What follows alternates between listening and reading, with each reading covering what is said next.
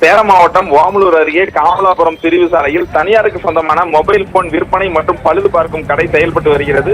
இன்று காலை வழக்கம் போல் கடை திறந்து விற்பனை நடந்து கொண்டிருந்தது. இந்த நிலையில் மதியம் திடீரென கடைக்குள் தீ விபத்து ஏற்பட்டது. இந்த தீ மளமளவென பரவி கடை முழுவதும் தீ பிடித்து எரிந்தது. இதனால் அந்த பகுதியில் அதிக அளவில் புகை மூட்டம் காணப்பட்டது.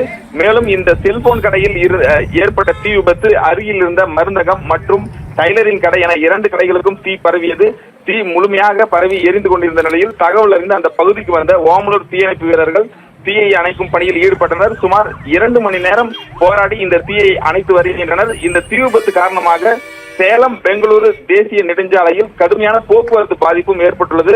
குறிப்பாக இந்த 3 கடைகளிலும் இருந்து வெளியேறும் கரும்புகை அந்த சாலை முழுவதும் தேசிய நெடுஞ்சாலையில் பரவியதால் வாகன ஓட்டிகள் கடும் அவதி அடைந்தனர். தொடர்ந்து இந்த தீயை தற்பொழுது தீயணைப்பு வீரர்கள் முழுமையாக அணைத்துள்ளனர். இந்த திடீர் தீ விபத்து குறித்து தீவட்டிப்பட்டி காவல்துறையினர் வழக்கு பதிவு செய்து விசாரணை நடத்தி வருகின்றனர். குடியிருப்புகள் மற்றும் தொடர்ந்து அதிக அளவில் கடைகள் உள்ள இந்த பகுதியில் திடீரென ஏற்பட்ட தீ விபத்து காரணமாக அந்த பகுதியில் பெரும் பரபரப்பு ஏற்பட்டுள்ளது. தொடர்ந்து அந்த பகுதியில் காவல்துறையினர் விசாரணையும் மேற்கொண்டு வருகின்றனர். ஆபிரகாம், தகவலுக்கு நன்றி.